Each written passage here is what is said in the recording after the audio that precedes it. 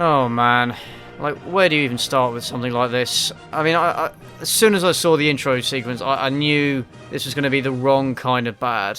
Like my heart just sank a little bit because I knew that this was going to be a real struggle to sit through. Part of the reason that it took me so long to bring out this video, like there was a 2-month gap between videos, part of the reason was even after I got my computer back and fixed, which it had been unusable for about 3 or 4 weeks. When I started working on the Neighbours video, like the material itself was just so boring, so shit and so grating that honestly it was actually bringing me down trying to sit through this. Trying to sit through this was such a chore.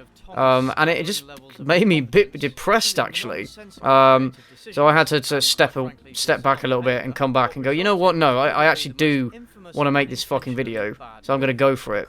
Yeah, I mean, I say there's no...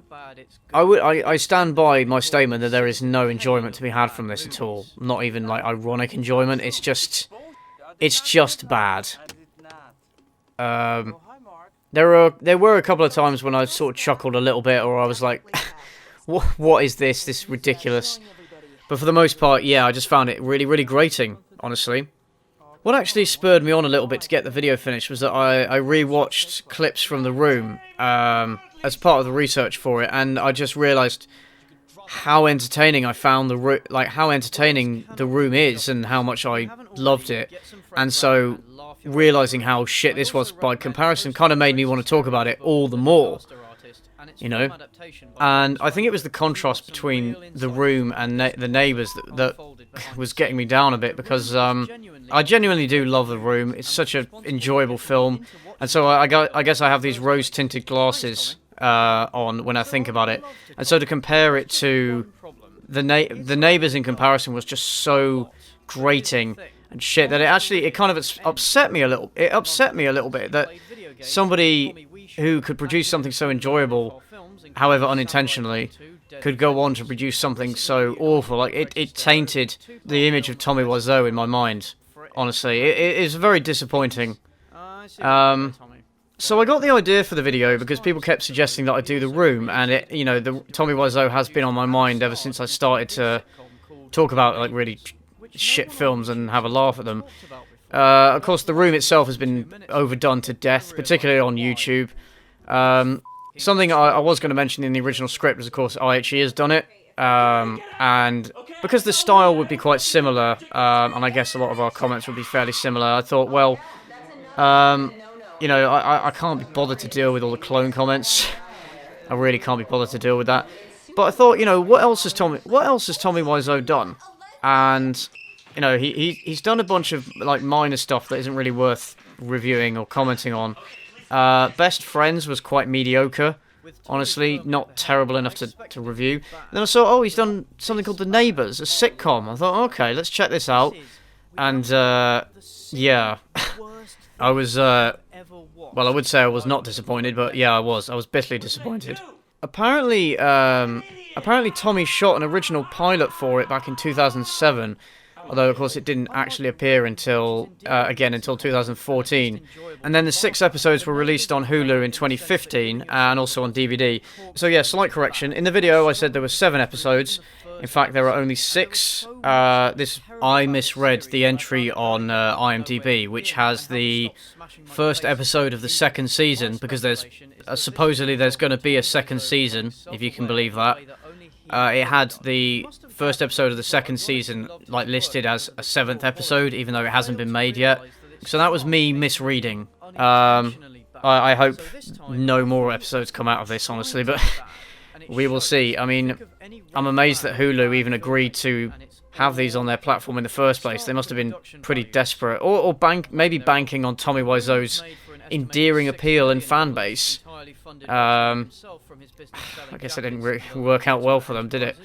Also, Wiseau states that he had a deal with Adult Swim to put 1 episode on their channel, but that didn't ever come of anything. So at one point I made a joke about, the budget for The Neighbours probably being something like $600 in the cost of a pack of drugs. Because you can quite clearly see the production values are nowhere near the millions that was spent on The Room. They're nowhere near each other. in terms of quality, which to me signals a much lower budget. I would have stated the actual budget, but I couldn't actually find it anywhere. Yeah, I couldn't find any information about the budget for The Neighbours. If anybody does manage to find any, do send it my way, because I'd be very curious to know.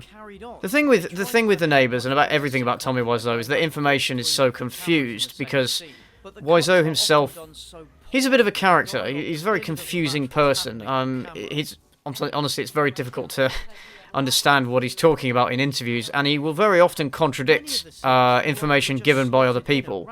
So, for example, he claims that The Room was always meant to be a comedy, but basically everybody else involved, and pretty much everybody else that watches it, knows that it wasn't, or says that it wasn't, but he will say that. It's like he was working with a pair of writers on The Neighbours, but then stopped working with them further down the line.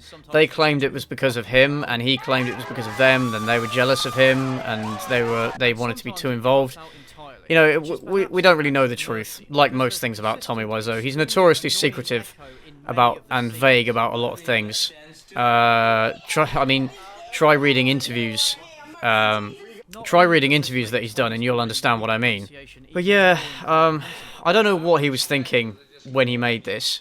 So we got to talk about the audio for a second. So the audio I was actually stunned by how bad the audio was in places, like the echoes, the distortion, the lack of balance, the peaking. It was truly awful. In the video, I chose not to alter it as much as possible because I wanted you guys to get a sense of how bad it actually was. But sometimes it was just unbearable to listen to, and it made the audio, I think, more than anything else, made sitting through The Neighbours such a pain, and just made me hate it so much. I just remember sitting through the episodes, just thinking, oh God, please let it end. Please not let there be any more. It made me angry. It really did. And in fact, I showed the early draft of the script to Cynic Snacks and Vox's Productions, and they said, the script is too angry, you have to tone it back a little bit, it's a little bit much, and so I did. And so I did. They also contributed some suggestions, and Vox's actually contributed some jokes. So, for example, when I say that the actress needs a new agent, that was actually Vox's joke. He suggested that. I was like, oh, yeah, fair enough. And so so in the show, Tommy plays two different characters. And in an interview, he stated that this was because he wanted to show off his range. He wanted to show that he could act. But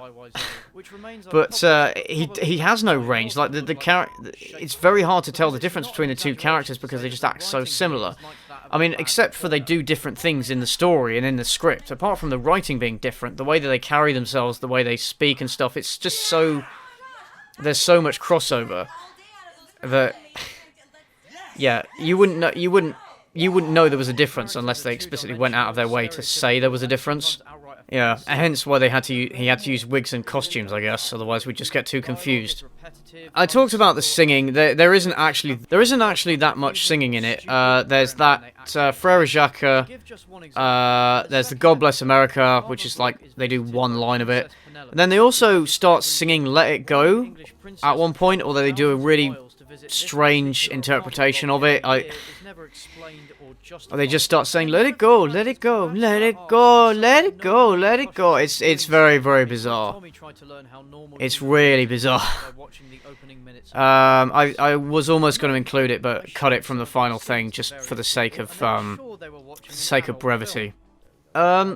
One criticism that could be made in my video, I criticised the writing of The Neighbours for being like nonsensical and for dialogue being stupid and lots of plot threads that are nonsensical or don't go anywhere, weird stuff happening. And you could say all that stuff about The Room. So why do I like The Room, which is laughably bad, and why don't I like The Neighbours? Well, I think the difference is that The Neighbours was just so poorly executed overall, in addition to the bad writing. It was so unconvincingly carried. It was just so unconvincingly portrayed. Like, at least in The Room, all the actors involved and Tommy himself, they were trying to make something of what little material they had. Whereas in The Neighbours, it was pretty obvious that nobody gave a shit, and the acting is just terrible. And they were fully embracing how bad it was, and that made it so much worse.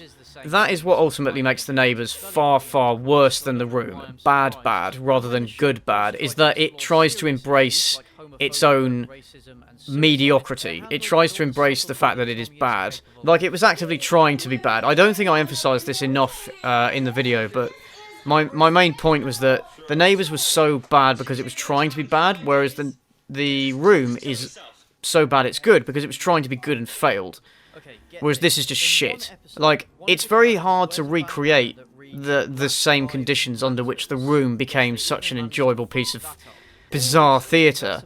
It's impossible, I think, to deliberately create those circumstances and let that sort of thing happen. And when you try to make something bad, it takes all the entertainment value out of it for me. Like, it's not enjoyable anymore. That is the main reason why I hated The Neighbours so much. And speaking of the writing, I don't get where Wiseau got his ideas from. He just has these really weird ideas about women and black people in particular, and how sexual everybody is. Like, I think it's really weird that you have a character you have one woman who is in the laundry room and she's sleeping with everybody in the building, and you're taking turns with everybody in the building. You've got the gay guy who is married, the gay guy who is married but he's sleeping with a husband. Like, it's just a really weird view about how sexual everyone is, and hence why I believe that Tommy took inspiration from actual porn. I genuinely believe that he must have wrote this after just binging porn for a weekend. There was even worse porn-like dialogue that I didn't show. I just didn't have the time or space, honestly. If I showed it all, the video would be like an hour. In fact, if I talked about everything that was bad about this show, the video would have been about an hour long, honestly. And I'd had enough as it was. I think it's interesting that Tommy writes his characters as being in relationships, and the relationship dynamic is always weird. Like, in The Room, Lisa was cheating on him, and in The Neighbours, one of his characters is sleeping with his assistant, because of course. And then one thing, I didn't bring this up in the video, but his other character, Ricky Rick's girlfriend, is actually cheating on him with the weed guy. She actually, like, bewitches him at one point, and then they go and have sex, and it's like, oh, okay, why? It just makes me wonder, why is Tommy so obsessed with women cheating on him? Like, maybe it was a bad experience he had in the past, or maybe that is just how he views women, which would be quite disturbing if it is true. We'll never know. Again, we'll probably never know for sure. I can't get over how angry the weed guy is. I don't understand why he is so angry. It's not really explained. Maybe he takes weed to deal with his anger issues, but it's never really explained. Oh yes, this fucking establishing shot. As soon as... Okay, it was when I first saw this establishing shot that I was like, right, no, I have to make a video on this. I mean, I could have talked about this establishing shot for the entire video. I mean, the awful use of green screen and cropping and visual effects. Stock imagery, just everything. I mean, the T-Rex, the chicken I get, because there is actually a chicken in the show. No, but why a T-Rex, though? Is it supposed to be funny? I was actually planning on ranting about this shot for even longer than I did, and getting even angrier than I did, because I totaled up the total time taken up by this shot in this one episode. So it's used 14 times, and it lasts 15 seconds, so it's 3.5 minutes, which is 1/10 of the total runtime for the episode. Could you imagine having to look at this for 3.5 minutes in a row? Like, I was going to do this whole thing about where I get really angry and I, like, throw stuff in the background of them. You can just hear it in the distance on the mic. But I decided I'll just cut it because, it's taking too much time already. I think I made my point. But yeah, that's how much this transition scene really pissed me off. The influence of porn in Tommy's writing process would also explain why so many of the women are sexualized, and why... you've got women walking around in bikinis and making out with each other and stuff, and trying to seduce, like, boys of questionable age. Okay. So, I have not been able to find any confirmation as to whether the, quote, actress playing Philadelphia is or is not a stripper. But she only has 2 acting credits. One is The Neighbours, and the other is herself in a TV series called Foursome. So, make of that what you will, I guess. On the poster for the series, all the characters are featured, but I'm pretty sure that the racist, homophobic rapper doesn't actually appear again in the show. Like, I never noticed him appear again. So I could be wrong about that, but I was only half paying attention by the end, to be honest. I don't know why he had the black actor say it's not the 90s 4 times in the same scene. I think it might be an allusion to the fact that the stereotype is kind of from the 90s. And I think, to be honest, a lot of the writing, it does seem like he was trying to recreate a sitcom from the 90s with these very outdated ideas about, you know, stereotypes, and with these, you know, some very outdated ideas and questionable dialogue. I think maybe that is what he was going for, but I don't understand why he had that character say it multiple times. I think this scene in particular kind of illustrates how bad Tommy is at comedy, because not only is he bad at telling regular jokes, he's also bad at writing insults and comebacks and, you know, escalating arguments. He can't choreograph fight scenes. Whether that fight scene was meant to be comical or whether it was meant to be threatening, I have no idea. And then, of course, there's the offensive stuff, which, I mean, this is me talking. I do tell offensive jokes sometimes, but it depends on what they are. Like, I won't make a joke about, you know, black people being cotton pickers or anything like that. Like, I wouldn't go that far. Offensive jokes can work in certain contexts and depending on delivery and the audience, but they just really don't work here. They don't work here because the delivery and the context is just so lacking. Like, they're handled with no subtlety or nuance, and just, they don't add anything at all. It wouldn't be so bad if the characters themselves weren't so two-dimensional and stereotypical. But yeah, this is not one of Tommy's brightest moments, I have to say. So, with the chicken, I thought it was actually a reference to the just chicken, chip, chip, chip, chip, chip in the room. It's actually not. Tommy claimed that it wasn't in an interview. He said in this same interview, he said that he felt sort of sorry for chickens and wanted to make the chicken the star of the show for a change, or something like that. Like, it's very hard to understand what he was actually trying to say, but it was something along those lines. One of the actors who also produced the series was responsible for looking after the chicken. Apparently, they all got quite attached to it, you know. So good for it, I guess. It seems really weird. I mean, if it was a reference to the room, I would almost respect it a little bit. But okay, right, that's where he got his ideas from. Because at first, I thought he'd taken some of these plot elements and props and stuff from the room itself. So sometimes he says very similar lines of dialogue, and the fact of Ricky Rick's girlfriend cheating on him, I thought he'd taken that from the room, and I thought it just showed how kind of unoriginal his thinking was. He just rehashed the same ideas. But no, apparently they're not references to the room. So, but again, who the fuck knows? It's so hard to tell with him. For me, what cemented the impression for me that they were deliberately trying to be bad was the sight of the wife who's meant to be pregnant, but they're simulating it using a basketball or a football or something. That did it for me. At that point, I was like, no, they're obviously they're not even putting in any effort, are they? No, not at all. I mean, how much does it cost to buy one of those pregnancy simulators, or like a fake pregnancy? You know, a fake baby bump, or at least make something more convincing than that. Just, for fuck's sake. This scene was genuinely painful to listen to, just because of how they were screaming at each other so much. This sort of thing recurs quite a bit. Like, there's quite a lot of scenes where you get two characters just basically shouting at each other. And I think this is what Tommy Wiseau thought counted as drama, like counted as conflict between different characters. Like, you couldn't have characters in conflict without a literal shouting contest. That's the impression I get. So there's loads of these scenes that are really grating. That's the thing with Tommy, it seems to be it's all or nothing. There's either no emotion or expression at all, or it's just, there's too much. Like, I mean, I guess this is how Tommy understands subtlety and human conflict, which is weird because in the room, not all the conflicts were resolved with shouting matches and like raised voices, but here, that, you know, That was just the default reaction. Again, it's another reason why the show is just so incredibly infuriating to sit through. I'm pretty sure it was the references to porn-like scenes and sexualized women and stuff. I'm pretty sure that's what got the video demonetized in the first place. And then confirmed by manual review, which really sucks because I don't think I showed anything that bad. I don't think. I mean, it could have been due to me showing sex scenes from the room, but even there, I didn't show very much at all. You couldn't see any genitalia. You couldn't see anything. You could just see Tommy's back. I mean, I resisted the urge to show Tommy's glorious ass, which he insisted that he had to show off in the room, otherwise the movie wouldn't sell. This is how he thought. This is how he thinks. I was quite tempted to order some of this underwear, but honestly, I thought, you know what, nah, I'm not spending my money on this crap.